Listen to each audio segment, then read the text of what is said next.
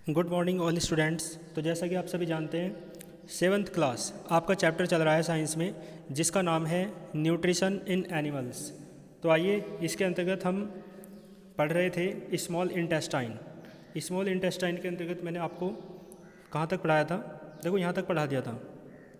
इसके बाद देखते हैं द फूड मूव्स फर्दर। जो फूड है यानी भोजन है, मूव्स माने चलता है, फर्दर माने आगे, इनटू द जेजेनम। जो छोटी आंत होती है, जो स्मॉल इंटेस्टाइन होती है, उसके जेजेनम पार्ट में फूड पहुंचता है, एंड इलियम, और इलियम में भी पहुंचता है। ठीक है ना। The lower of the small intestine, यानी जेजेनम और इलियम जो है लोअर पार्ट है, निचले भाग हैं किसके? स्मॉल इंटेस्टाइन, यानी आप जानते हैं छोटी आंत के। आगे देखो, the inner wall of the small intestine. जो छोटी आंत है उसकी इनर वॉल यानी आंतरिक जो दीवार है, हैव थाउजेंड्स ऑफ फिंगर। ठीक है ना। वो कैसी रखती है?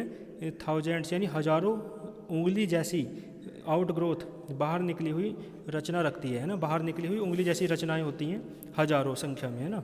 आगे देखो, इस तरीके से ये जो फिंगर लाइक आउट ग्रोथ है ना, जो रचनाएं हैं जो उंगली जैसी हैं हजारों की संख्या में, जो छोटी आंत में होती है आंतरिक सरफेस पर, वो इस प्रकार से डायग्राम में दिखा रखी है।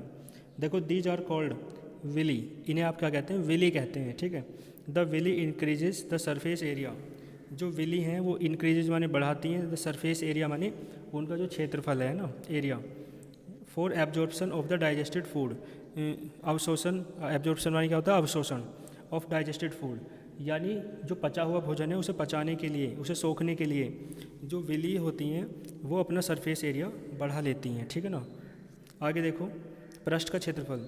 सरफेस एरिया का क्या मीन्स होता है? पृष्ठ का क्षेत्रफल। आगे देखो, the surface of the villi absorbs the digested food material. जो विली का सरफेस है वो क्या एब्जॉर्ब करता है, क्या अवशोषित करता है? डाइजेस्टेड फूड मटेरियल, यानी जो पचा हुआ भोजन होता है उसे अवशोषित करता है। आफ्टर एब्जॉर्प्शन, यानी अवशोषण के पश्चात, द फूड मिक्सेस, जो भोजन है मिक्स हो जाता है इन द ब्लड स्ट्रीम।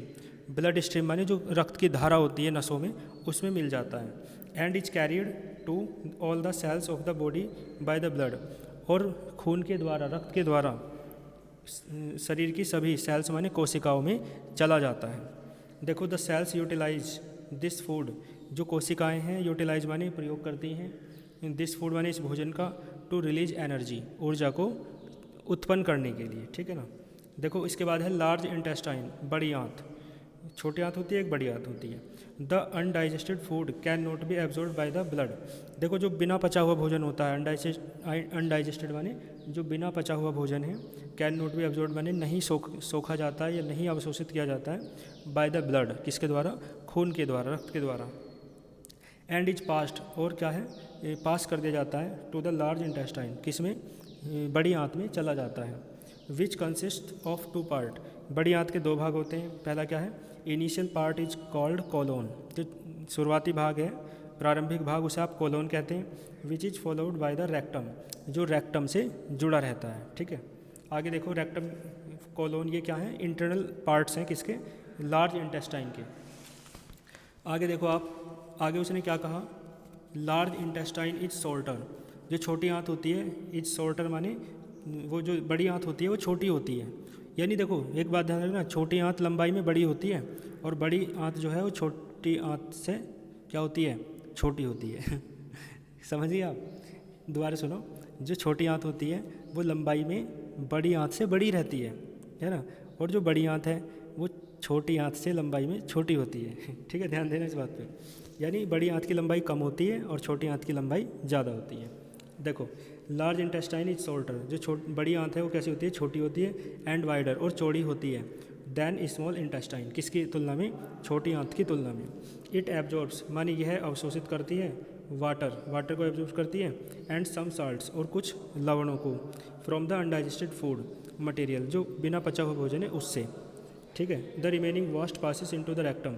जो बचा हुआ रिमेनिंग भाग होता है, जो अपशिष्ट पदार्थ होते हैं वो रेक्टम में चले जाते हैं। And remains there as semi solid faeces, और अपशिष्ट पदार्थ के रूप में इकट्ठे हो जाते हैं। ठीक है ना। सेमी सॉलिड यानी अर्ध ठोस रूप में। आगे देखो, rectum stores the faces temporary.